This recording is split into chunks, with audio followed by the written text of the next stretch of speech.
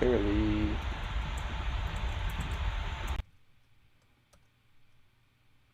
Okay. There we go.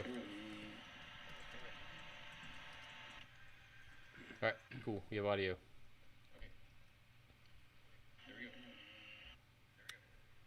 Excellent. Super. You want to give 1 minute? We'll give it one more. 1 minute to all the droves of you that have joined us. We really do appreciate it. We're excited. We're going to talk about some basic trauma resuscitation, maybe get some advanced trauma resuscitation. We'll see. Trauma's exciting, can be scary, or it can be easy peasy mac and cheesy. Maybe not mac and cheesy. I don't know. What are your thoughts? Yeah, trauma's one of those things that it always gets my heart rate up when I hear the call. You know, Absolutely. You never. It's like it's the buckets of chocolates. You know. Like, Yeah. You have no idea what's about to hit Yes. those doors, and sometimes you think it's going to be easy peasy, and it is a shit show. Yes. And sometimes you think it's going to be terrible, and there's nothing to do. So trauma always keeps you guessing. I think it's probably one of the reasons a lot of people get into emergency medicine. It's one of the most fun things we get to do. So I'm really excited we get to talk about it tonight. I'm really too. Fun. Spoiler alert is the way you do the same thing every time.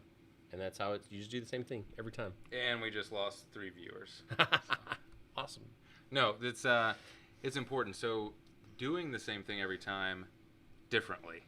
Correct. So you have the same framework, and every patient encounter builds a completely different structure on that framework, but we always want to fall back on that same framework in every encounter. So I thought to get us started tonight, we do it a little bit differently. Okay. So I'd like to talk about a case. I'd like to talk about a case that I had as a second-year resident, freshly minted moonlighter, trying to get paid. Yes. And I was at a critical access hospital with like five, maybe 6 beds, depending on if the curtain's open or closed. So small. It's tiny, and it's you. So I have set the scene, 2 nurses. Okay. 1 medic. EMS station is attached to us, so that's nice on sick folks that can go by ground, because you can kind of get them out, or you can call them over sometimes for extra help if they're not out on a call, so that's important to know. But that's it, 2 nurses and a medic. So I was working a night shift, not a lot going on. I had just gotten sign out, and then I get a call that comes in over the EMS radio that says, we just picked up a guy right in front of you. He's been hit by a car. We'll be there. We're pulling in. That's the call. Cool. So I put my coffee down, and in the 1 minute I have to walk to... It's the first mistake. You drink the coffee, and then you... It was really hot. It was still hot. Oh, The 1 minute I have to walk to the recess room, which is actually like, I mean, walking from me to where you are. Is Sure. But still, Sure. in the 1 minute you have to prepare, I want you to tell us, what would you do both mentally and then with your small team to get ready for this super sick patient? Absolutely. I have 2 nurses, 1 paramedic. Yes. Is my paramedic experienced with airway? Can he intubate? I mean, can you trust him to intubate on the first try? I would no. Okay. All right. Because, intubation is a paramedic task, but not all of our paramedics get the experience, so you need to know. And sometimes if they've been in the department for a while, especially a department like this where there's not that many intubations, there's probably not a lot going to the medic. So for a sick person, I would say it's your airway. So when you try to do everything, your mind gets frazzled. And so I realized that if my nurses try to do everything, their mind will get frazzled. If my medic tries to do everything, his mind. So I want to assign roles so everyone can have a task to focus on and do that task well. I'm probably going to position myself at the head of the bed because airway is a priority in trauma once they hit your door. And I'm the one that's probably going to need to be the one to secure that. I'm going to have one of my nurses getting me access, right? I may need to get medications, fluids, colloids in this patient. I'm going to need access. I'm going to have my other nurse or my other medic. Priority is going to be getting this patient on the monitor so I can get warning signs when things change. And then, I'm going to have somebody on by for procedures, whatever will need to be done, whether it is chest compressions, whether it is holding the head for me while we take the C-collar off and get an airway. But I won't have a floater that I can kind of move around. Absolutely. I want to assign roles. Yeah. No, that's exactly what we did. So, and I'll tell you, so I struggle with this a little bit. So, Dr. Haywood is way more personable than I am, and I admit that, right? So he makes friends really quickly. When I go to new places sometimes, I'm like, because the first time you're walking in a room, maybe it's the first time you ever walked with this nurse, or worked with this nurse, or Let's medic. go take a walk. And so, just walking in the room and saying, you get access. Sometimes, especially if you're at a facility and you're a new intern, that may not be taken very well. Yes. So what I would encourage you to do in that situation is say, hi, I'm Dr. Harrell. I'm going to be running the resuscitation. I'd like us to all know what our roles are going to be. This sounds like this patient's going to be pretty sick when they get here. What's your name? Nurse so-and-so. I'd like you to please work on access when the patient gets here. Or ask them, who's best at IVs here? They're going to know and say, all right, perfect. You're on access. Can you please get the monitor for me and give meds if we need meds? And then I would like you to be on standby if we need to start CPR or if there's other procedures, like Dr. Haywood said, that need to happen quickly. And that way you come across as you know what you're doing, but you're also kind and have established yourself as the leader without being the a-hole that walks in and starts screaming orders to people. So I think that's important. You use some vocabulary? Let's take a break from trauma. Let's do vocabulary. What is the most important word in anyone's vocabulary? Help. Their first name. Your first name is in trauma, sure, but so absolutely, when you show up to shift, try to learn, especially in that shop, learn the names. And if you start the resuscitation, you don't know their name. I'm sorry, what was your name? Joe. Joe, thank you. Can you go ahead and get IV access for me, Joe? Added 1.5 seconds for me to ask, and that will help with closed loop communication. So yeah, absolutely, I agree. 100%. Okay, Yeah. so we have our roles established. Yep. And then pretty much immediately from the time that we're all in the room and kind of know what we're doing, and I've set up some suction and other things that I usually do as part of my checklist. The patient hits the door. Sorry. The patient hits the door, and what I usually do is immediately walk up, and I'm listening to the medics talk, but I put my finger on their pulse. There's no pulse. Cool. Awesome. And now the patient's yours. So what are you going to do? The patient's mine, so he's rolled in. I know that he was hit by a car, and I know he presumably just lost a pulse. Absolutely. And he has no IV access, just in case you were wondering. No IV access. Hopefully I've had the time ahead of time to plan for this, and whoever was assigned for access is getting access, and if that means drilling an IO, that means drilling an IO. Hopefully the gun's out already. I like the IO. I want like a holster with little tassels on it that I can just pull it out, and I don't know, that's just me. So hopefully they're getting access. I'm going to assure that I have access. I'm at the head of the bed. Hopefully I have all of my airway equipment. If they don't have a pulse, they hopefully don't need drugs, and I can quickly secure the airway so that I can get airway taken care of. Somebody listening to the lungs, seeing if I have breath sounds, seeing if they're decreased on one side to evaluate for a mainstem intubation, or if I have a pneumothorax.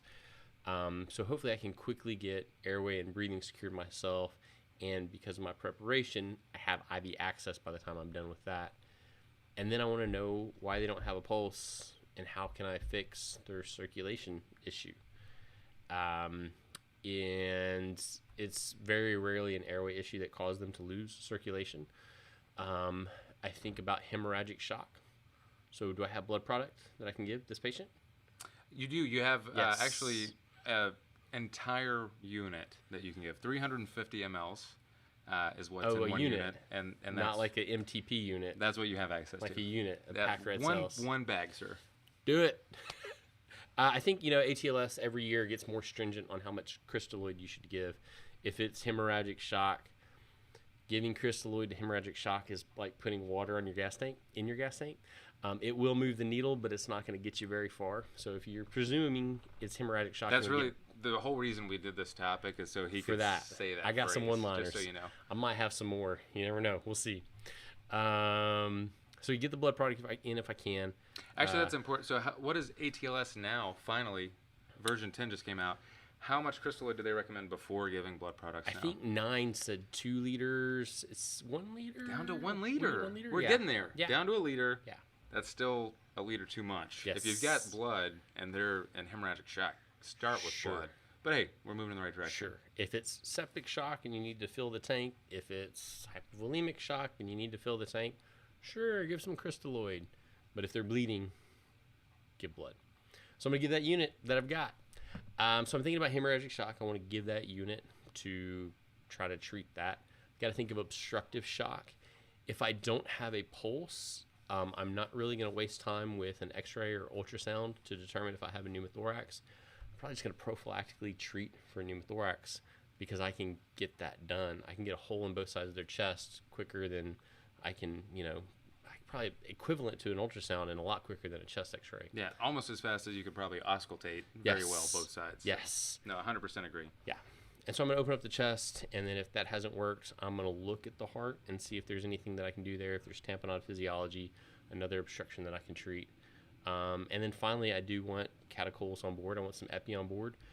I want to tighten up those pipes as much as I can. And then if it's neurogenic shock, if there's a high, thoracic spine fracture or C-spine fracture, a lot of blood in the head that's causing neurogenic shock, I know the epinephrine will get me ROSC. So I'm going to go ahead and have my nurse, as soon as they get access, I want that nurse to go ahead and give some epi. Why would epinephrine give you ROSC in that situation? Because it does everything. It tightens up the pipe. So if I'm in hemorrhagic shock, I want those veins constricted as much as possible. Get that alpha 1 action. You'll have some beta 2 as well. So dilate those coronaries. Hopefully preserve blood flow to the heart. Increase the preload. Increase that coronary perfusion pressure. And then neurogenic shock. I have no endogenous catecholamines. And the way you treat that is with catecholamines. Absolutely. So you get increased inotropy, increased chronotropy, coronary vasodilatation, and peripheral vasoconstriction. Yes. It's almost like that's the drug we should give when people arrest. Oh man, it's a good choice. Insane. They should recommend that. Yeah. So you pretty much to save time, I'll just say that's basically exactly what I did. Cool. And that's not because you're a good doctor, or I'm a good doctor. I mean, we are. It's because we had a framework to fall back on, and we progressed through this patient the same way that you should progress through any patient. I could give you a completely made-up scenario, and I bet we would probably come up with the same way to treat that patient because we have this kind of script in our head that we fall back on. It's like an A, B, C, D, it's a scaffolding kind of thing. It's almost exactly like that. Yeah. So we're gonna talk. We're gonna talk about that tonight. But so back to this case. So we do that, and we get ROSC on the patient. Yes. So A, I secured my airway. Sure. B, I now have bilateral breath sounds. Patient's not hard to bag. Good. I go back after we decompress the chest and we put tubes in both sides. C, I have distal pulses intact now. Super. D, he came in pulseless, so GCS was 3. It's still a 3. The pupils are fixed and dilated. That means nothing. People say that like it's a marker of something. It means nothing immediately after resuscitation. Don't let that make you think, oh, this patient's a lost cause. Correct. Okay, but the pupils are fixed and dilated. GCS is still a 3. And then exposure, we did roll the patient. There's no hidden gunshot wounds. There's knife stab wounds anywhere, thankfully. The car shot at him before it hit him. No bones hanging out anywhere in the back. And so we finished up the primary survey. Now what? Again, I'm at a standalone hospital. So I've done my airway. I've checked, make sure my lungs are up, check breathing. I've got circulation intact. I've got palpable pulses. I want to confirm that with some vital signs. Have a nurse give me a pressure. Perhaps I need an epi drip. I need some kind of pressure going. So I'm checking the blood pressure to maintain C. I've done what disability exam I can, and I've exposed the patient for their injuries. At that point, at this site, I want him, he needs a higher level of care. He either needs an operating room, an ICU. He needs something that I can't give him, so I want him out as quickly as possible. Yeah, you finish the alphabet, so it's A, B, C, D, E, G, T, F, O. Yes. When you're at a critical access hospital, yes. That's how you finish that off. Yes. So now it's time for this patient to be somebody else's patient. Yes. Not just because I've exhausted my resources, but I have nothing else I can do for this patient. He's got to get to a trauma center. That's why we have trauma centers. So I actually worked on this up front. So as soon as they called and said, this guy's on the way, I notified our helicopter team because a little bit of an aside, the reason they were bringing them to us is we have a helicopter. Obviously, this patient needed to go to a trauma center, but they needed to be stabilized enough to get a helicopter there to get them to the trauma center. So we already, thankfully, had a helicopter on its way. But what are you going to do while you're sitting there kind of now just twiddling your thumbs, hoping the patient doesn't lose pulses again? You've given all the blood products in your building. Mm-hmm. Is there anything else we can do for the patient? Yeah, I'm going to go finish my coffee. I'm not going to finish my coffee. So I want to still try to figure out what's going on if I can. So again, my differential is neurogenic shock, obstructive shock, hemorrhagic shock. Neurogenic shock, there's not much I can do to diagnose that without a CT scan. And I don't want to delay this patient's transport by taking him to the scanner. If the transport's going to be 45 minutes, sure, let's go scan. But typically, a helicopter can be there in 15, 20 minutes, and patient doesn't sound stable for the CT scan. If it's obstructive shock, I've already treated. If it's a tension pneumothorax causing that, I'd probably do a fast exam next. Look for evidence of hemorrhagic shock in the belly. Do that, subxophoid view, look at the heart, see if I've got tamponade, which is causing obstructive shock, and try to further diagnose why he died for a minute. Yeah, no, 100%. So I did an ultrasound. We have a negative Morson's pouch view. Good. Which for you guys, this is important. With penetrating trauma, where do you start your fast exam? What view? For penetrating trauma? Penetrating. I start the right upper quadrant. Oh. You not? So he missed a board What question. are you penetrating to? So penetrating trauma, the board answer is you start with your subxiphoid view. Yeah, because you want to make sure there's not a obstructive shock there first. Yeah, makes sense. Throwing pearls, even in this guy. Drop the pearls. If it's blunt, which this was, sure, you're absolutely right. Going right up a quadrant. Even if they come in with a sign that says my spleen is shattered, it's probably going to be negative in the left upper because everything comes across. There's like a wave in the abdomen that pushes everything over to the right pericolic gutter and down this way, and so that Morrison pouch view is going to be positive first every time. So always check that right upper quadrant view first. If that's negative, that's reassuring. There's not. What if it's positive? Huge. If it's positive, then you know there's blood there. You don't know where it's coming from. Well, let's look at the spleen, right? Let's get the left upper quadrant, the right upper Absolutely. Finish your fast exam 100%. So I don't know. If you're positive in the belly, you're positive in the belly. If I'm positive in the right upper quadrant, blood trauma, it's probably a spleen laceration, but I'm probably not going to see anything there. So if I finish my fast exam, absolutely. I check the heart, check the lungs. If you're positive, you're positive. It's a yes, no. And you've ruled in a reason they died. Yes. You haven't ruled out all the other reasons, but correct. You have blood there. Our fast exam was negative, which is interesting. Yeah. Because there's not a lot of other places in the body that you can lose that much blood. He didn't have any open wounds. So the places you bleed out are on the street. On the street. Right? You can bleed out in your belly 100%. Yes. You can bleed out in your legs. So he did have a femur fracture. Okay. A closed femur fracture. The way I checked that, I learned from this older EM doctor, and he said, if they can't answer questions, you pick up every extremity and you shake it. And when you do that to a leg with a femur fracture, part of the leg stays on the bed.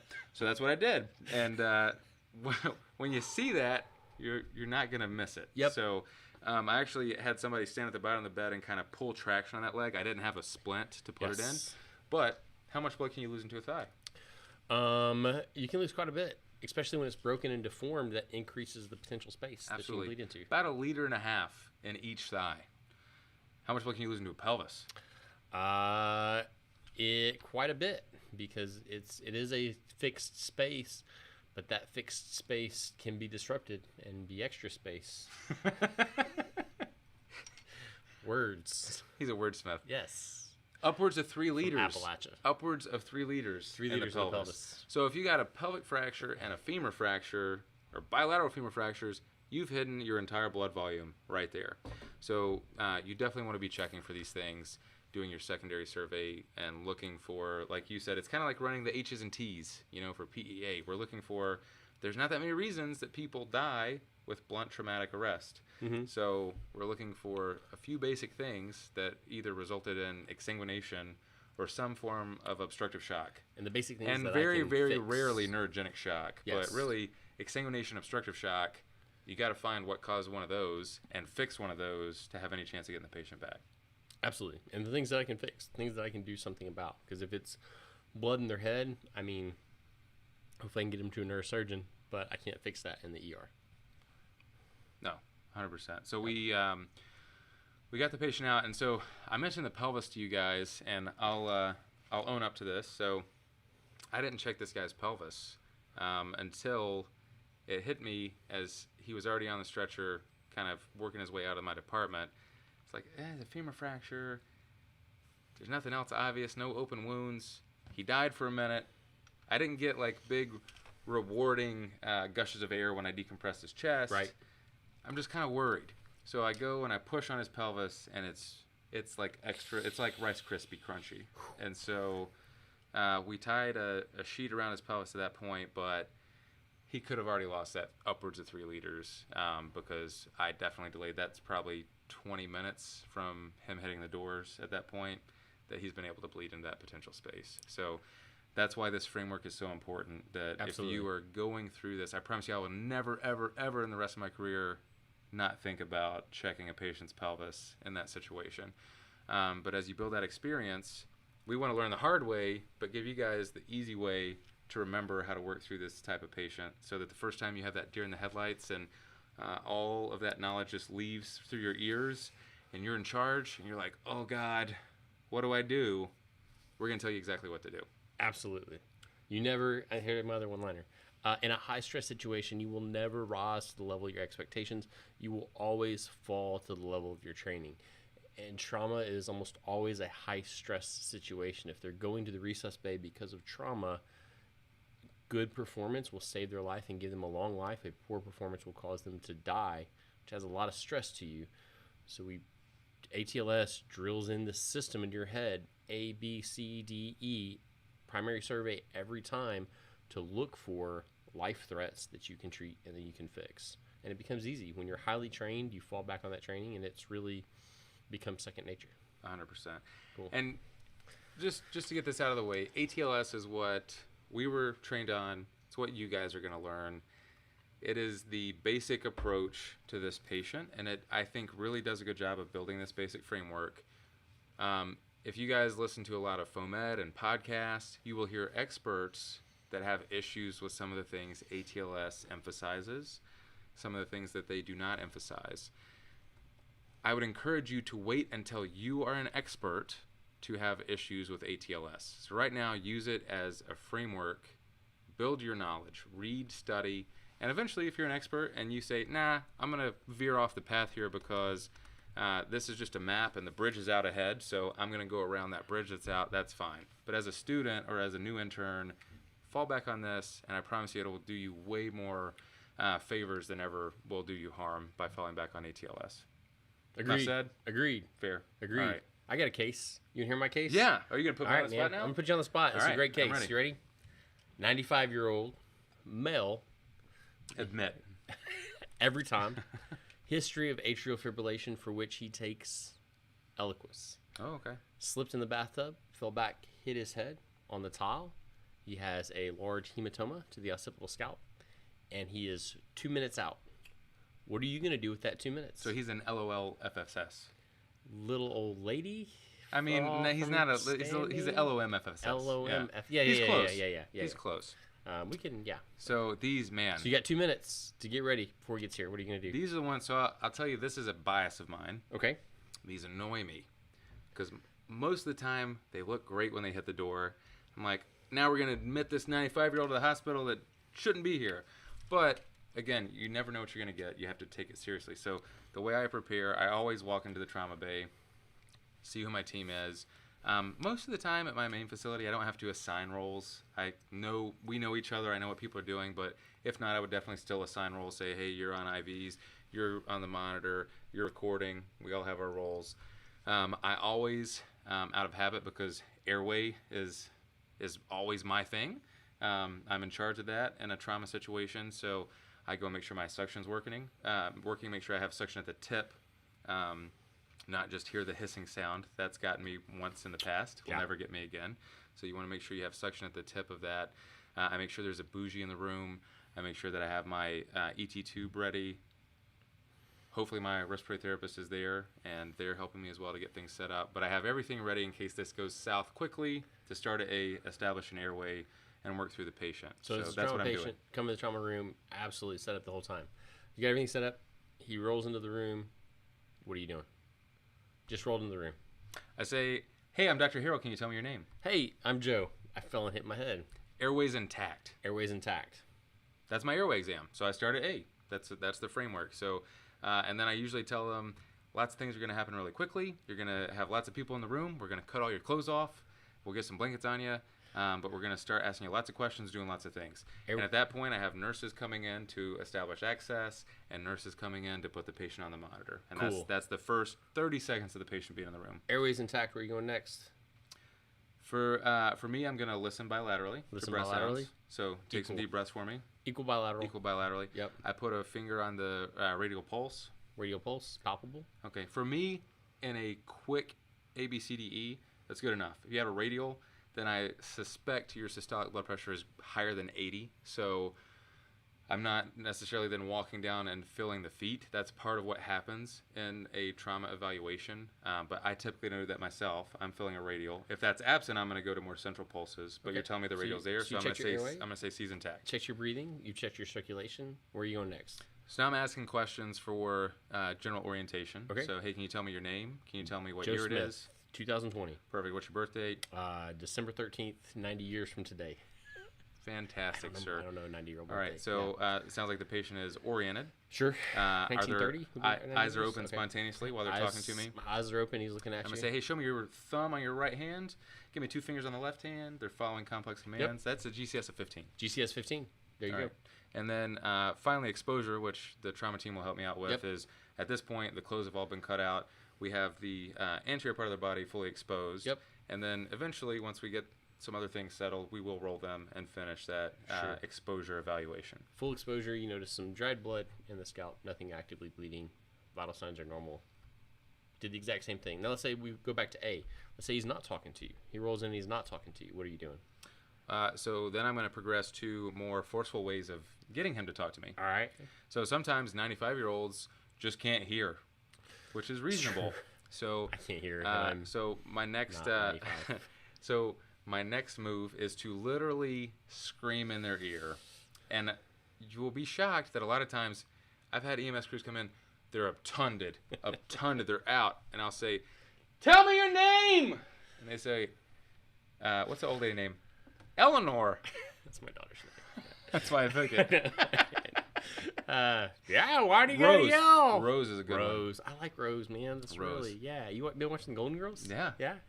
one. So they tell you their name, and everybody in the room is shocked. But so that would be my next step. Sure. So they respond to very loud noises. So let's say to very loud noises and to very deep stimulation, his eyes do not open. Okay. So you've gone to my next step, which is then I'm either sternal rubbing Sternal while rubbing. yelling in the ear. Yep.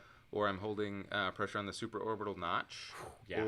Or that's it. That Yeah. I'm telling you, you think Could sternal feel rub. it. Ooh, Just find that groove Actually, don't. and You hold might induce pressure a migraine. there. Don't hold do it to pressure there yourself. for 30 seconds. Don't do it to yourself. You might induce a migraine. And then the other one is behind the angle of the Yeah. mandible. I like that one. That's my go-to because Yeah. it can open the And you airway can adjust. and, Yeah. absolutely. So it's a twofer.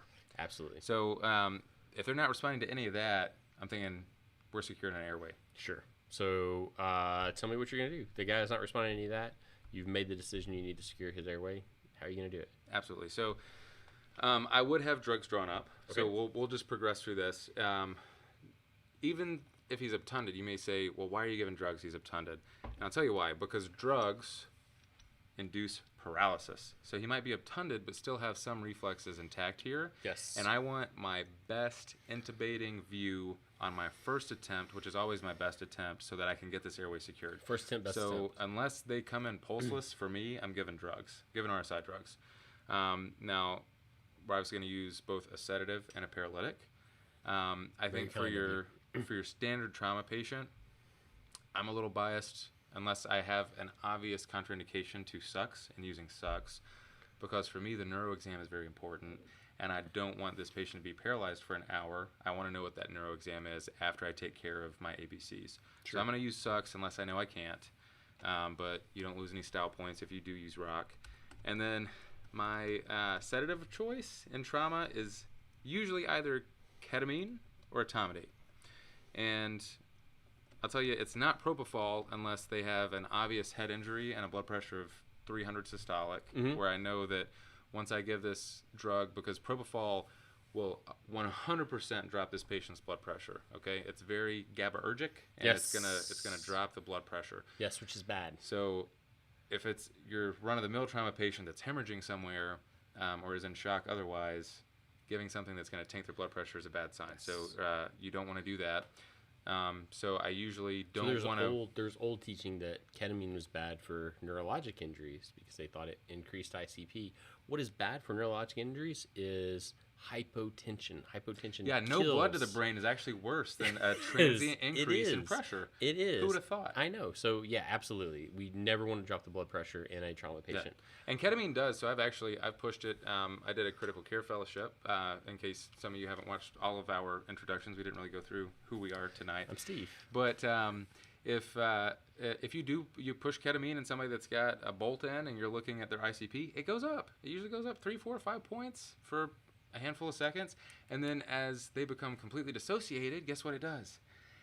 It drops, because all of these other stimuli that are driving up their ICP disappear, and that pressure comes back down. So a transient increase of 4, 5, 6 millimeters of mercury means nothing, and there is now, thankfully, data that supports that it has no negative outcomes on your patient. So feel free to use ketamine. I don't always use it, but I think it's a fantastic option. And then my other choice that I like to use is etomidate. Like etomidate. And etomidate is usually considered hemodynamically inert, so it really should not cause any change in heart rate or blood pressure. However, I will tell you, patients that are using the last drop of catecholamine in their body to stay alive, and you'll see this, but you can see it.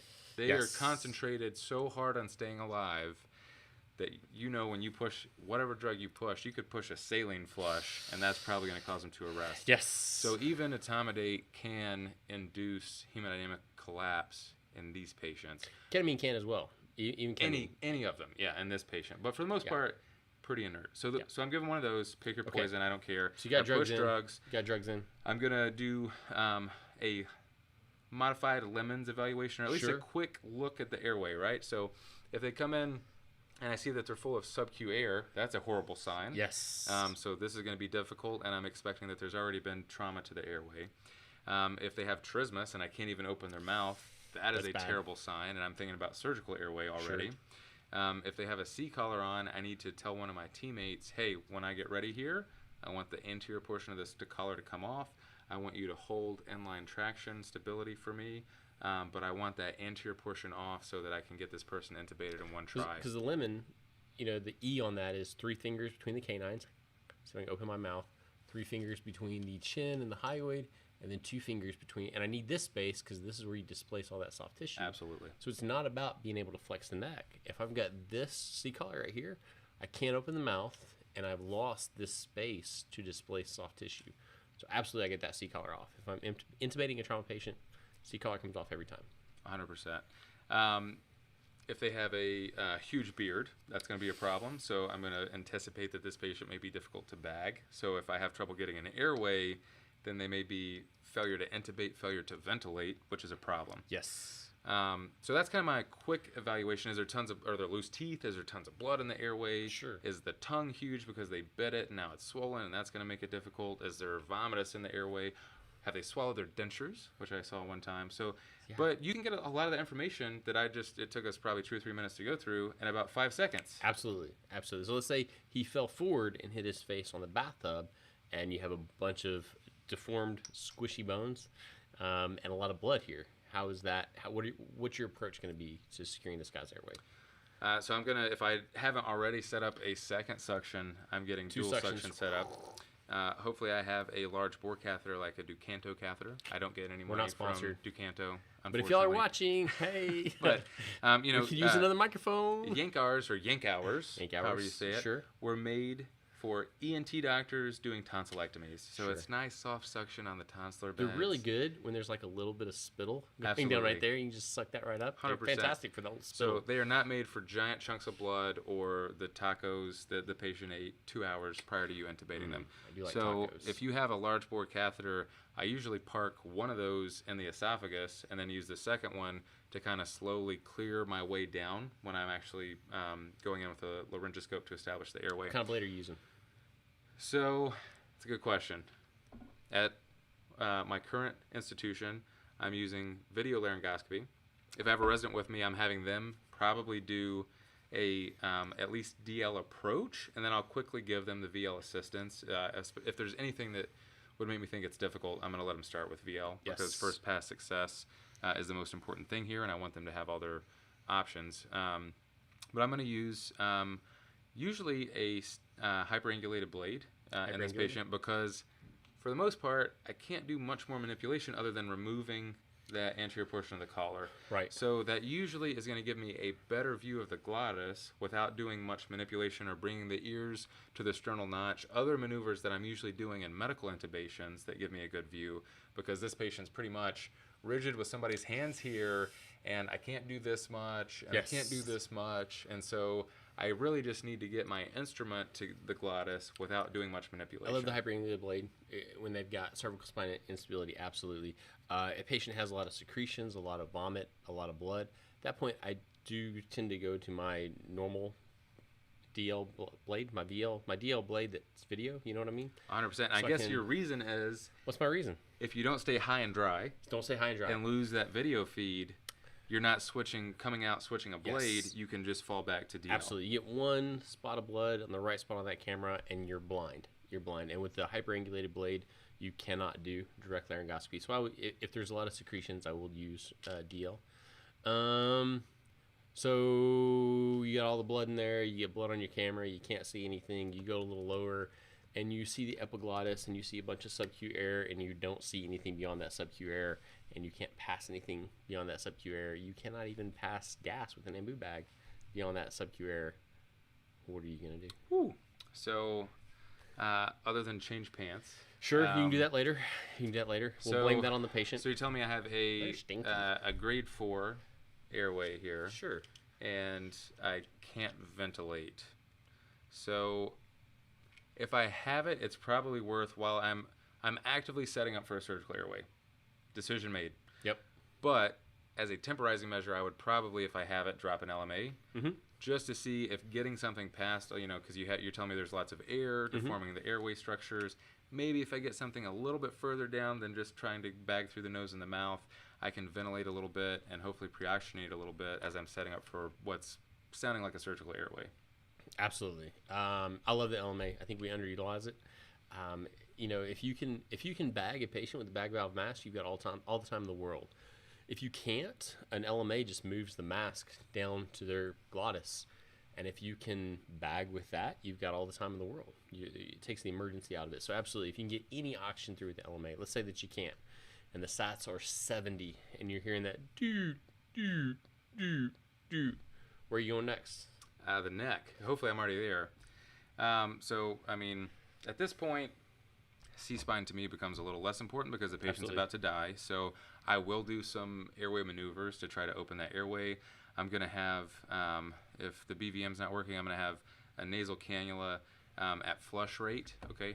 Not 6 liters. Yes. This is, you don't... Not 15 liters. You don't leave people on this long term through a nasal cannula. You're a terrible person if you do that. Yes. But a patient that's actually dying, you have the H&H stamp of approval to turn that thing up until it won't turn anymore with a nasal cannula in place. And then I'm going to put a non-rebreather on top of that, also at flush rate, to try to force as much oxygen as at the highest flow rate I can possibly get down that airway, wash out any dead space I can. In the meantime, while hopefully my respiratory therapist is setting that up, I will have poured some sort of cleansing substance over the neck. Just rub it a little bit. Literally, probably just squirting a bottle of Hibiclens there and calling it a day. Because the tracheal contents are going to be spilled all over that. So and if they're dead, they're not going to get infected. So sure. Yeah. And I'll tell you, so something that we didn't mention earlier. So, and anybody that I even think have the thought this might be difficult, especially in the setting of trauma, when they remove that anterior portion of the collar and you're doing your 332 evaluation, like Dr. Haywood told you about, I like to feel those structures. And so I can find very easily on myself, and if you're still watching at home, I encourage you to weirdly start to palpate your own neck and find those landmarks. And you can find that cricoid cartilage pretty quickly. And so if you've done that before the shit hitting the fan, and now you're trying to scramble to find it, you know exactly where you need to go on this person's neck. And I know some people out there will even carry a Sharpie on their ID badge, Yep. and they will put a dot on that mark I have a dry erase. so they know. I teach on the glass doors. So Daniel is specifically, we'll jump to a question here, because we could talk all day. Specifically, when you're in the ER as my M3, my M4, as I'm going through this A, B, C, D, E, where do I want you? And the right answer is, as I'm prepping the room, I should assign you a role. I want everyone that's involved to have a role assigned. Usually that's with exposure, because again, we try to run, everyone has an assigned role. We do the same thing every time. When somebody is actively dying and you have to act fast, those are not the best learning opportunities. So I'm probably going to assign you to exposure. Have a set of shears in your hand, be ready to cut those pants out, help get the patient fully exposed, help roll the patient. That's usually a good medical student role where you can get in there and get close to the action, but also be useful, because everyone has to be useful. What are your thoughts? 100% agree. If you don't get a role, then, you know, if there is something like an airway procedure going on where you're really interested in, hey, I'd like to, you know, see what you're doing at the head of the bed here, ask me, approach me, and I will be happy to kind of put you here. I may not have you directly involved in patient care, but there is a lot to learn just by being there, being present, and seeing what I'm doing. And or if you're seeing the resident, you know, watching the screen, looking at those airway structures, identifying them yourselves. Hopefully my resident's calling those structures out, but if not, you go through in your head, okay, so that's the base of the tongue. It looks like there's the epiglottis. They're sliding into the vallecula. Now they're exposing the glottis. I can see the arytenoid cartilage. So you build a structure of when it's you holding that blade, you already kind of know the framework here. So be proactive, but realize that in the sickest patients, oftentimes you guys aren't going to be directly involved in care, but you can find ways to be useful. So I was doing an away rotation. Patient got hit by a train and a dump truck, came in as a traumatic arrest. They were trying to get an A-line. He was hit. He was in the dump truck, or he got hit by a train and a dump truck. The dump truck lost. He was in the dump truck. Oh, I thought if he got hit by a train and a dump truck, yeah. there probably wouldn't have been. Wow, Yeah, they got him to the ER. That would have been like a clean kill. Nobody like a perfect heck of murder. an EMS team. Yeah. So, but one of the residents called for an A-line kit. Well, I had kind of looked around the room. There was one laying right behind me. I said, "Hey, I've got one." Boom, and he looked at me and said, "Thank you," but he noticed that and actually talked to me about it later. So by being aware of your surroundings and the situation, there are ways you can jump in and be useful. Grabbing blankets. We cut these people's clothes off. They're naked. Yes. The coagulopathy of trauma includes what? Hypothermia, I believe. So I usually get cold when I'm completely naked in a room. Yes, and when I'm in a room full of strangers, I don't want to be completely naked. I mean, have some compassion for your patient. Yeah, so grab we have to blankets. do a full exam, but cover them, drape them as you're able to. So, yeah. 100%. Absolutely. Great question, Dan. Hopefully that's helpful to y'all. So we were preparing to do our surgical airway. We were heading for the neck. You were looking at the neck. You got the C-collar off. You had made a little dot there. Yeah. Where's that dot going? Dan actually bailed me out because I don't want to do the surgical airway. Yeah, so I don't know where everybody puts that. Some people put a line, so they'll find kind of the laryngeal prominence, and they'll come down to the cricoid cartilage. Some people just put a dot right on the cricoid cartilage or the cricothyroid membrane. But as long as you know where the structure is and where that cricothyroid membrane is, I think that's all that's important. So whatever kind of mark you want to put there, or you don't have to put the mark, but if you feel, at least when you're going back now with a scalpel blade in your hand and the patient's, you're hearing that decreasing tone on the SAT monitor, that you know where you're going. And so what I like to do is the laryngeal handshake. Laryngeal handshake. I want to stabilize those airway structures. Absolutely. I make a vertical incision to avoid slicing through these two very prominent arteries right here that like to gush blood. Yeah, that's bad. So big midline. You can't blame that on the trauma either. That was you. Yeah, and now if they've exsanguinated, it's going to be a bloodless field, so it's great. Yeah, but so from the prominence down through the cricothyroid cartilage here, and then once I get to that membrane, I make a stab incision, rotate my blade horizontally, and make a horizontal incision across. Stab. At that point, I have a bougie ready. The bougie is going to go through to hold that area open. I'm going to have a finger, or either, again, flip over that safety blade of the scalpel to kind of just wring that open to make room for a ET tube. The bougie is holding it, and then I'm going to railroad over probably a 6, maybe a 6.5 ET tube into position. And I'm not going to go to 21 or 22. Correct. You probably can't. That would be, you'd probably hit some resistance by then. You're at the second or third division. But just get the balloon in, right? Yeah. Yeah, so you want to get the balloon in. It's usually probably around the, if you're 14, 15 somewhere at the most, you're probably there 12. At the most. But yeah, if you once that balloon disappears under the skin, if you go 1 or 2 centimeters after that, you're solid. Look at it, and you can look at a trach. If you ever have a trach, they're doing a trach tube. Just look at the length of that trach tube, and that's about what you need. Yeah, that's about what you need. And so, yeah, absolutely. If you get that scalpel, the handle of that scalpel in that hole, just leave it in there, and that can be your guidance for your bougie to put in behind there. So, great, man. You got an ET tube in there. And for me, I'll say, so I'm not that smart, and I like simple things. So yes. I have a finger all the time. I have a scalpel in my pocket almost all the time. Yes. And I hopefully have a bougie very close by. So I'm not requiring a lot of resources. There are kits out here, Crike kits, and some of them have these little teeny tiny ridiculous scalpel blades that all you're going to do is cut your finger off, and then you won't have a finger the next time you do one. Yeah, I know. Some of these boxes have fancy stuff like trach hooks and things, these fancy structures you put down in there and you pull up on it to make sure that, especially if they have a big thick neck, that they're not going to, this airway structure disappears and now you can't find the hole. So those things are available, but I like to keep it simple because, again, I like to cognitively offload with super sick patients. And I don't want a lot of equipment that I've handled maybe one time in a lecture during my intern year. I want stuff that I use all the time, equipment I'm comfortable with, and a finger, a scalpel blade, and a bougie I'm very comfortable with, and I can get that airway secured with that. Absolutely, I agree. And a 6, 6.5, I choose that based on what's the smallest tube I have. If I've got a 6, that's what I'm using. If I've got a 6.5, the smallest tube, that's what I'm using, because you don't need a garden hose. They're going to get a formal surgical airway shortly after this. You just need some kind of airway. We'll move it along. We're only on A. We've taken a lot of time. So we look for our airway. Airway's first thing. If you don't have an airway, ask us any other questions about airway right now. If please you have ask any, questions. We'll move on. The rest of these won't be as long. A is just really it's sexy. A is fun. It's great. Yeah, I like airway. So you secured this patient's airway. Where are you going next? Breathing. So what does that mean?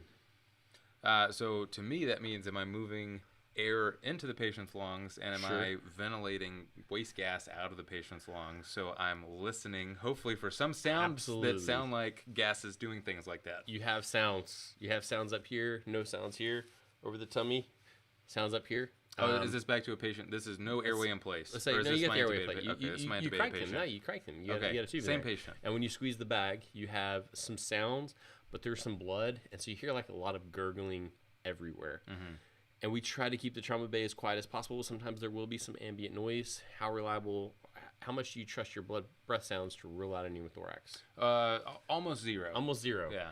Absolutely. I trust my breath sounds. Now, granted, there will be times when you hear. To rule out, now I'll give you the caveat of, if I hear them, I highly doubt that they have a tension pneumo. Sure. If I hear anything. Sure. But by hearing a little bit of something, or something is a little diminished, I don't know what that means. Yeah. And you can rule in things. There's times when you clearly hear, I've diagnosed pneumonia with my stethoscope, but because I have normal breath sounds, I'm not going to rule it out. So how else are you're going to listen to them? What else are you going to do? Depending on where I am, if I'm at a big center, trauma center, then I can always ultrasound, which I think is what you're getting at. I love it. But ultrasound, again, is going to be hard to rule out. Sometimes posterior can really hide on ultrasound, so ultrasound is not a perfect tool, but it is very good. Again, because we're trying to find causes of the patient either having already decompensated, or very soon the patient will decompensate because of this impending huge tension pneumothorax. So if I look, here, that's good enough for me that they're not going to have impending, tension pneumo by the time I get that CT scan to find that they've got a little 20% pneumo down here at the base. Absolutely. And if, they're stable and you do the ultrasound, if you see lung sliding and they become unstable, do the ultrasound again. You only need lung sliding at one point to rule out a tension pneumo. If you have lung sliding anywhere, you do not have a tension pneumo. And that's important, what you just said there. So, and you said it a couple times, is ABCDE is just it's just a carousel, man. Anytime something kind of goes south, start back. Are we still? Did the tube come out? Yes. Is my cuff blown?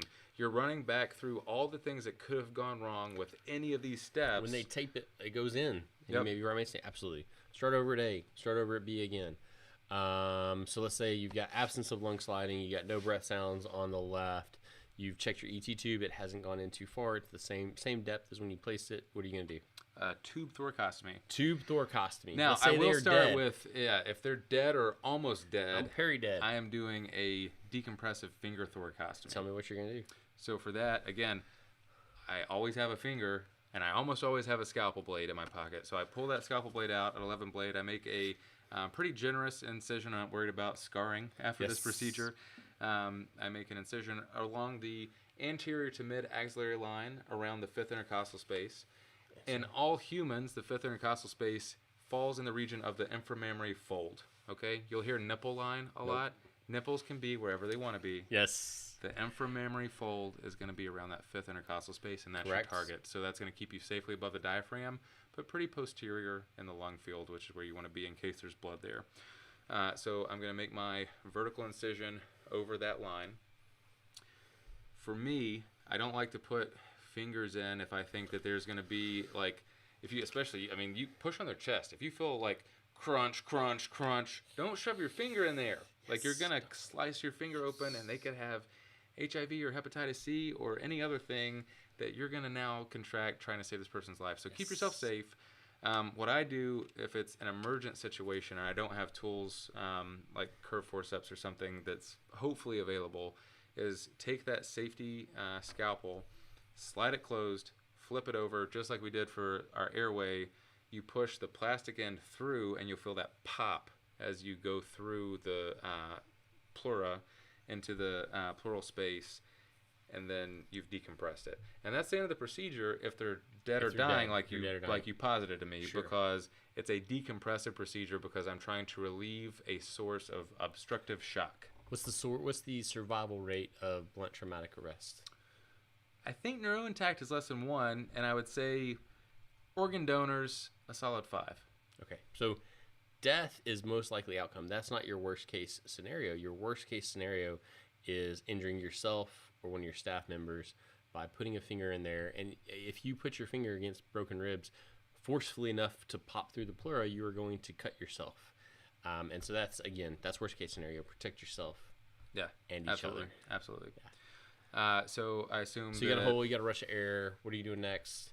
So next I'm reassessing. I'm going back. So did I have an improvement in my vital signs? Sure.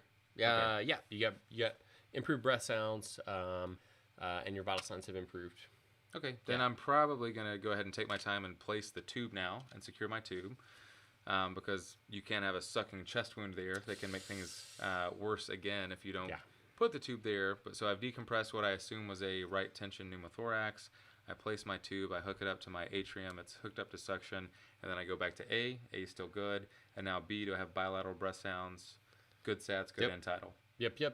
All right, I'm happy with B. Cool, man. Let's move on. Where are you going next? We don't have to move on.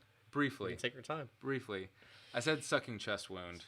That's just a really, it just sounds, it's like a guttural thing. It's a weird, like sucking chest wound. What do you do for one of those? When you hear it, you will hear it, and you'll know that's what they've always meant by sucking chest wound. I want to get something occlusive over that to keep it from sucking, but if pressure builds up, I want to allow pressure to come out. Yeah, you want to allow ventilation. I want nothing to come in that hole, but allow things to come out. So the easiest thing to do if I'm in the bay is get a chest tube to allow things to come out and get an occlusive dressing over that. If you're in the field, you can get an occlusive dressing, so like Vaseline gauze or just a piece of plastic, and tape 3 sides of that so it creates that one-way valve that will allow things out. But you absolutely don't want that sucking because that is drawing more air into places where lungs should be. So I want to stop the sucking and then allow it to burp if it needs to burp. Yep. And then what about a patient, just to switch it up, again, we'll cover all the topics for B quickly. If you notice that part of their chest wall tends to be sucking in while they're breathing spontaneously. Yes. What are we worried about there? So your chest wall should move as a unit in kind of a bucket handle fashion, kind of going like this. If I have one part of that unit that's moving differently, I'm concerned about flailed chest. In which case, I really very, very low threshold to intubate that patient. And I think the definition, it can be a little fuzzy, is at least or 2 or more contiguous rib fractures broken in at least 2 positions. So what you're talking about is at least 2 ribs that have a floating segment, and that's why that segment is moving paradoxically. The larger the segment, sometimes you get 5 or 6 ribs, and it's just and it looks like something out of a movie. It's alien looking, and it's going to be painful. And the reason that you do it is it's not a life-threatening emergency right now, but that patient's not going to be able to ventilate long term. So that lung is going to be trashed. They're going to be in respiratory distress. So you secure the airway early to facilitate clearance. So let's get through C and D quickly. C, D, and E. C, D, and E. So we've got breathing. We've got our chest tube in. We've evaluated. The breathing's good. Sat's good. Blood pressure's good. But they're high. Now, blood pressure's not good. Let's say they're hypotensive. Or they look crummy. Where are you going next? So they look crummy. I'm thinking they're exsanguinating. Yep. They're bleeding out somewhere. So maybe. We've talked about that, looking for sources of bleeding out. So obviously if there's open wounds, you'll be surprised sometimes, you're dealing with A and B and the patient has been, they're missing everything distal to their mid-femur because their leg got blown off, and they're pumping a lot of blood out of that while you're fooling with securing an airway. So that's why I told you sometimes experts say, well, that patient, the first step's not A, it's put a tourniquet on that thing. Stop and in obvious medicine, active sources of bleeding. Wilderness medicine, they teach you that the first step is not A in wilderness medicine. It's M. Look for that massive hemorrhage and stop that. And I think ATLS is moving that way also, especially as, unfortunately, mass shootings are becoming more of a thing, teaching pedestrians how to place tourniquets and, all those things. So, if you have an obvious source of exsanguination, then put a tourniquet on that and get rid of that. But otherwise, I'm looking for can I bounce quarters off this patient's belly? Is it super distended? Is that pelvis stable like we talked about earlier? Are there obvious long bone fractures? Where are the places you can bleed out? To the streets. Street? You can be on the street? To the sheets. To the sheets? To the abdomen. The retroperitoneum. Belly, retroperitoneum. The pelvis. And the thighs. Just for your past exams negative, you can still have the retroperitoneal bleed. You could be bleeding into your chest cavity, and hopefully I've addressed that with the chest tube. You can be bleeding in your pelvis. So now when you get that X-ray and you have that open book pelvis, you actually want to close that. So everybody right now, stand up. We've been talking a while. We're almost done, I promise. Put your hands where you would put that pelvic binder. It is not He's right. He got binder. it right. It is not a pelvic binder. It is a trochanteric binder. Yeah. Call it a trochanteric binder, and you will place it in the right spot. So we'll talk about this another time. There's a lot of different types of pelvic fractures. The one we're worried about is an open book. Open book means that the pubis has gone whomp like this, and so now there's a huge potential space there. You hear that sound? It's not a shearing injury. It's not a compression injury. It's an open book, anterior, posterior, open book. So you're trying to close that potential space. Yes. The only way to do that, if you feel, most people think hips, they're like, oh, that's that iliac crest right there. That's where the hip is. That thing has already opened up like this. So if you push that, you're probably just opening the pubis even more, or at least making a clot that's hopefully formed unstable. So you want to close the pubis and the trochanters directly overlay that pubis, and you want to squeeze that potential space. Let's say I dislocated my shoulder, and you pop it back in for me, and I'm kind of I got a little fluffiness to me. What are you gonna do after you pop it back in? I'm gonna put something to stabilize that. Stabilize it, and how are you sure that it's in? Repeat imaging eventually. Imaging. Yeah. I do that with the pelvis as well. If you get that quick pelvic X-ray and you're like this, if you have time, and I throw the binder on there. If I throw the binder on there and your pelvis is like this, I have done nothing for you. So I try to shoot. And again, early in the trauma, after the secondary survey, we shoot these chest and pelvic X-rays. If you see that on the machine, leave the X-ray board there, get that binder on, close it. And any orthopedic, this is an orthopedic reduction is what you're doing. And anytime we do an orthopedic reduction, we shoot a post-reduction X-ray. I do that as well to make sure that I was successful. And if you weren't successful, pull harder. It takes a lot of force to get that pelvis It's a lot of closed. force. Yeah. Cool. So how are you going to evaluate for, we talked about the pelvis. So we look for sources. So I tell you, while I'm looking for sources, I'm going to resuscitate for C. And that, as we already alluded to, is with blood product. Our best data right now is that you're going to give whole blood. So if I cut Steve's head off right now, clean cut, and I get the last drop of blood to come out of his body, what's that hemoglobin going to be? Whatever my hemoglobin is right now. I would say it's 15. Still 15. The last drop, it's 15, right? Why is that? Because you bleed whole blood. I do, right? actually. You don't just bleed packed red blood cells. That'd be weird. You bleed whole convenient. blood. So not only do the people need the things that carry oxygen around to perfuse all these tissues, they need the things that help to form clot, where they're bleeding out. This is the reason we're giving them packed red cells to begin with, right? And then they need that equal ratio so that they don't have this huge shift in the equilibrium there, and you're going to cause dilutional coagulopathies by giving them saline when you need to be giving them procoagulants. Absolutely. So I'm going to give them whole blood, which is a 1:1 ratio of whites, which is plasma, reds, which is red blood cells, and platelets. 1:1 ratio. Keeping a close eye on calcium. Calcium is my favorite pressor. We'll talk about that later. But you're giving lots of blood, always think about squirting some calcium in. And then some of the bigger shops are carrying whole blood now. Like it's whole. They're not separating it into its components. I think it has a shelf life of about 4 weeks. And if you're in a major trauma center, you will use that quickly enough that you can store that whole blood and just give that back to the patient, because that's what they've lost. Yeah, that's low what they need. titer whole blood transfusion, I think, is like there's a paper. Read, it just came out. Oh, really? We don't have the resources for that, unfortunately. But so I'm going to be resuscitating with blood products if I have them. If not, I'm going to let them be as hypotensive as they can be that they're talking to me, because that means they're perfusing their most important organ. If the patient is losing consciousness, their blood pressure is low, I'm going to have to give them crystalloid. If that's all I have, I'm going to do it. I hate it, but I got to do what I have to do until the patient can get to a trauma center where they have blood. But hopefully we're at somewhere like ABIM General, and we're giving blood products. Yeah. And some of your helicopter services carry blood products, so don't be afraid to call the helicopter. Absolutely. What else are you doing with that blood? Is there anything else that could, let's say this guy fell in a shower an hour ago or 2 hours ago, and you're giving him blood? Anything else we should be giving him? You can consider TXA. Consider TXA. I like TXA. I think TXA has a place. I think as we progress with things like TEG and do directed resuscitation, it's going to have an even bigger role. But absolutely, if you got nothing else to throw at them, I only had 1 unit of blood for this patient. I had TXA available. I didn't give it.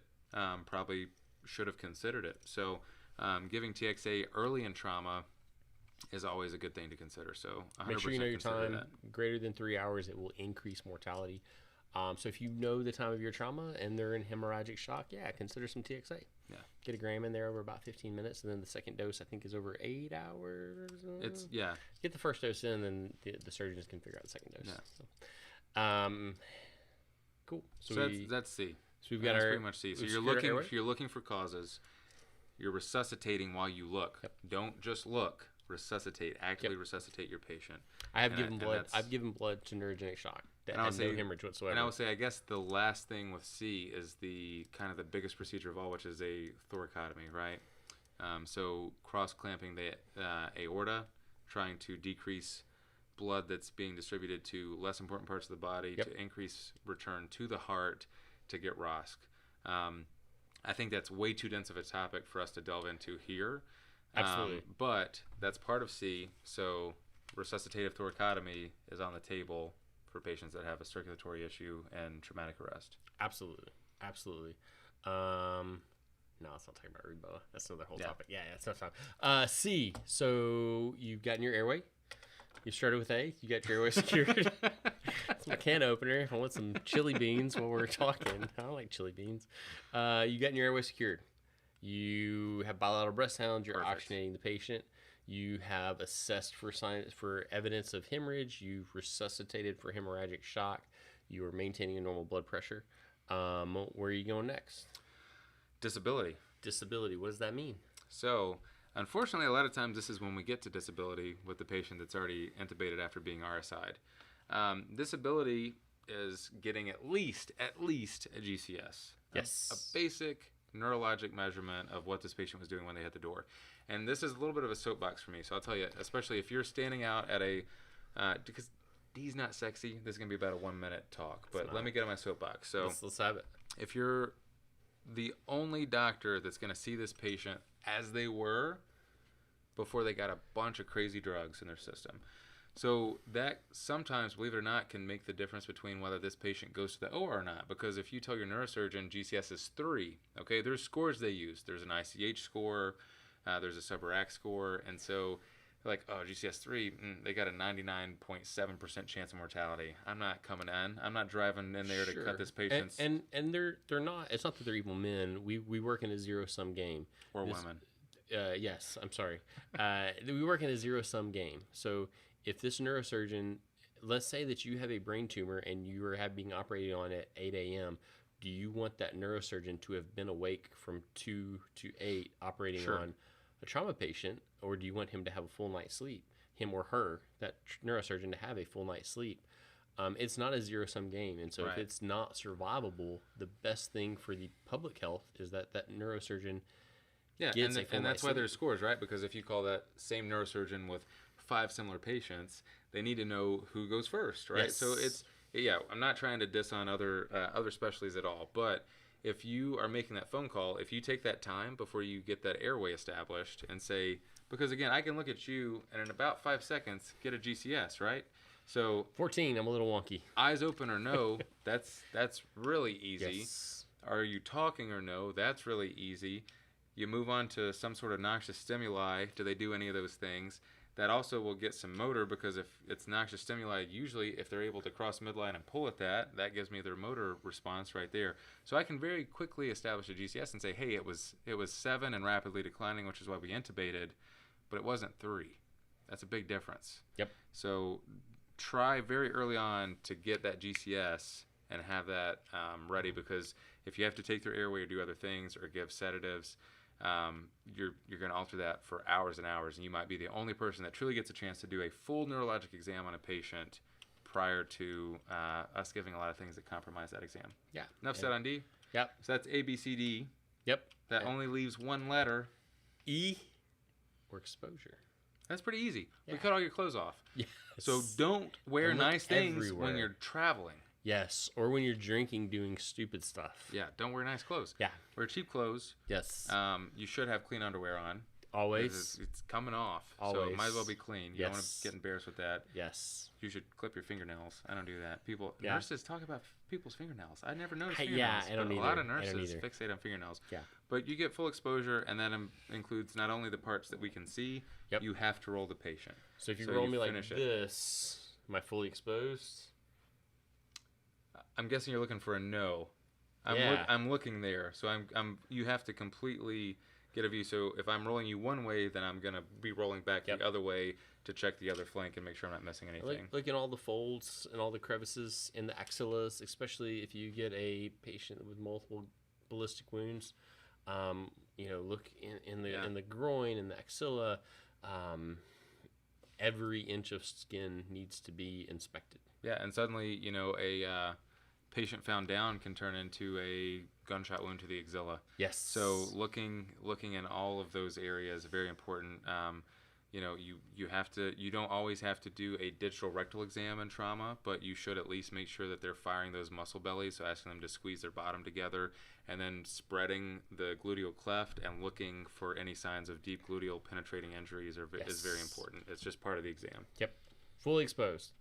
You want to do a recap? Let's recap it. Let's do a recap. So in trauma patients, yes. I think we gave a lot of different types of cases. Yep. And you have to have a framework when people come in super sick with a very broad range of things that could be leading to their very sudden change in the fact that they could be alive or dead, right? Absolutely. So they're rapidly dying in front of you, and you have to do a lot of things very quickly. So for that, you need a framework in your mind to fall back on. So we're going to start with A for airway. Very simple. I say, tell me your name. Steve Haywood. I'm going to listen for signs like stridor. I'm going to look very quickly for things that are going to obstruct my airway, teeth, blood, vomitus, huge beards, signs of facial fractures, signs of trismus. Assess your airway. Breathing. Airway's intact. Moving on to breathing. I'm going to listen to breath sounds first. That's my quickest and easiest test to do to assess your breathing. I'm going to listen for equal bilateral breath sounds. If they are not equal, I'm going to continue to explore that. I'm going to get you on the monitor. I'm going to check your O2 saturation, see how well you are oxygenating. It doesn't matter how much blood is going around and around if there's no oxygen in it. So I'm going to quickly assess your lungs and make sure your breathing is adequate. And then I'm going to move on to circulation. I'm feeling for pulses. I start with radial. Radial? If that radial is intact, I breathe a sigh of relief. Yes. Because that's kind of like the first one to go. You know, it's like it's your hand, man. You know, I got to get blood to more important places. Yep. So if that's not there, I'm moving more centrally. So I'm either going to immediately feel for brachial because that's available, and then I'm going femoral. And if I don't feel femoral, I'm going to start compressions and do other things because now this patient is pulseless. But we're checking for signs of intact distal perfusion. And then if I have concerns about C, I'm actively resuscitating while I'm looking for those sources that include the street, the chest, the abdomen, the retroperitoneum, which can be very, very difficult because I've got a negative fast exam. You're not going to have that bruising, you know, your Cullen's and Turner's sign and all those crazy things, right? That's not there immediately. It just, it just happened. Yeah. So you can lose a lot of blood back there. Pelvis, always just push straight down, check for stability of that pelvis, and look for obvious long bone fractures. Yep. So checking my airway, checking my breathing, I'm checking my circulation. I'm going to move into my disability. Again, this neuro exam, if the patient is pretty banged up, they may be intubated for several days on sedatives. This is probably the best neurologic exam that may be done for days. Absolutely. So get a minimum of your GCS. Try to get them to wiggle their toes and their fingers as well. If there's a spinal cord injury, we need to be super cautious to never allow hypotension or hypoxia. So do a quick GCS, eyes, verbal, motor. If you're going into emergency medicine right now, if you don't have the GCS aspects memorized, go memorize them tonight. That is you've got to have it memorized, and it's got to come easy to you. So do GCS, do a quick neuro exam. You know, give me thumbs up on that side, move on that side, move that foot. Great. And then finally, we'll get them naked. We're gonna expose the patients. We're gonna fully expose the patients. I can cut that out. Don't worry about it. I can cut that out. We apologize. Fully expose the patient. Who should they address the emails to? David Seaberg. Yeah, but you fully exposed, but that doesn't mean that you leave them completely naked in a giant room. Cover them up, get them covered, get them warm, because hypothermia is going to make all of these things worse. So make sure there's not an injury, immediately recover the patient, but check every square inch, check the spaces that people don't look, the axilla, the groin. If they have folds, if they have a pannus, lift up the pannus, look under there. There can be injuries there. There can be stab injuries there. Look at the gluteal cleft. Look at these places that people don't like to have checked, but you got to do it, especially if there's any chance that this is penetrating trauma, to make sure you're not missing something that's life-threatening. And have the blankets ready. Being a trauma patient can induce PTSD and can produce. So communicate with your patient when you can, when they're awake. Yes, I want to save their life, but I also want to keep. This is a person. This is not a car that we're working on. So yes, we need to look at every square inch of their body, but get some warm blankets there. One, it will prevent coagulopathy or trauma, and two, it's a kind thing to do, and for your patient's overall well-being, it is the right thing to do. Yeah, and always communicate with them. Tell them what to expect. Lots of things happening very quickly. This is to make sure you're safe. We're going to get you covered up. We're going to take care of you, but talk to them as you go. And if anything hits the fan at any point during this, where do we go? Back to A. We go back to A, and you're going to walk through what went wrong here, nothing, move to B. And you just keep running that cycle until either the patient is stable enough to go to CT and hopefully then to the ICU, or they're stable enough to leave your facility and go to that trauma center. We'll open it up for questions. So we have ran right around an hour, just a little bit over. Yeah. Thank you guys so much. It seems like we had a group that was with us pretty much the whole time.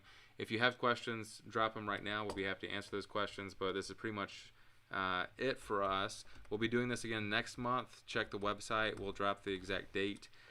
We're going to open a poll up to you guys on some of the platforms. So we want you to pick the topic for next month. So this was trauma. We're not coming back at trauma. We're going to switch it up. So whatever you guys want to talk about, we'll go there. If you want to do, this was a really broad topic. If you want to do something more focused, so we talked about thoracotomy. If you want to dive deep into the ins and outs of the procedure of a thoracotomy or any of the other procedures we talked about tonight, surgical airways. If you want to get really nerdy about things like TEG or, I don't know, hyponatremia, please don't have us do a hyponatremia lecture. But it's up to you. Whatever you want to talk about. Hyponatremia? So, hyponatremia. Let us know. Yeah, we're going to probably start doing these bi-weekly, which means we're going to shorten them a lot. Probably go 20, 30 minutes at a time, which means we'll get more specific in the topics. But, yeah, let us know what you want us to talk about. And we're going to talk again, so you might as well enjoy it. Might as well be what you want to talk about. And, guys, thanks for tuning in. Absolutely, Dan. Good deal. We good? Guys, thanks. We'll see you next time. Thank you so much. End stream.